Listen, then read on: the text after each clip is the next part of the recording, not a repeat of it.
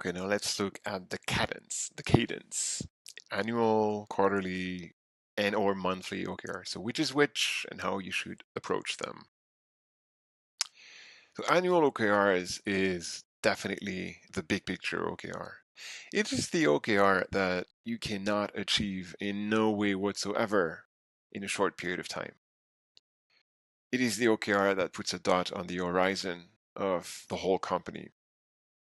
So there are our big goals. They are almost always company goals, not team goals, and they need time to happen, usually several quarters.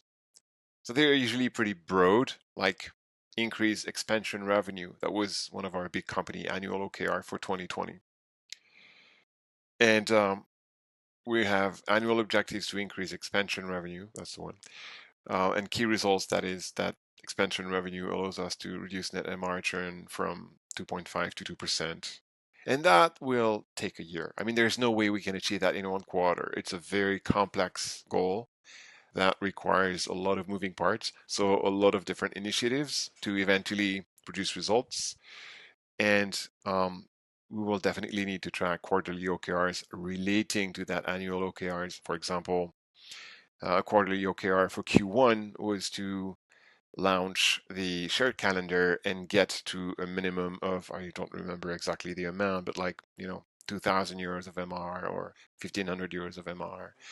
And that was the Q1 OKR that was connected to that annual OKR. Then you move to the quarterly OKR. So those are they're less a dot on the horizon. They're more on the execution side. Those are the thing we want to get done and achieve quickly. So quickly being a quarter here. They're the step that we will take to get to our big annual goals. So quarterly goals are more on the team side than on the company side, usually. They're also more specific and more detailed than the annual OKRs. So for example, to help progress towards our expansion revenue, our Q1 was to release the share calendar, as I already said, and to set a certain number of events. And to keep progressing towards this annual goal, there will be new objectives defined for Q2, Q3, and Q4, like new add-ons with new specific key results for each of those add-ons. Now, monthly OKRs. So do you really need monthly OKRs? So companies that have reached product market fit and have more than 30 employees, they probably shouldn't have monthly OKRs. We're one of those companies. Because 1 month is way too short to really execute on anything important. And again, remember, OKRs are not a task list. They are not a way to manage your day-to-day workflow.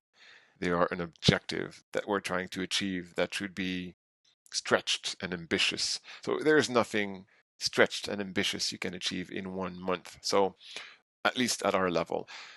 Situations where it may be helpful though, if you're a very young, small startup with, a couple of team members, 4 or 5, and you're moving super fast because you're trying to get to product market fit, there could be things that are meaningful that you want to achieve in a month, and a monthly OKR could make sense. But for us, it will not.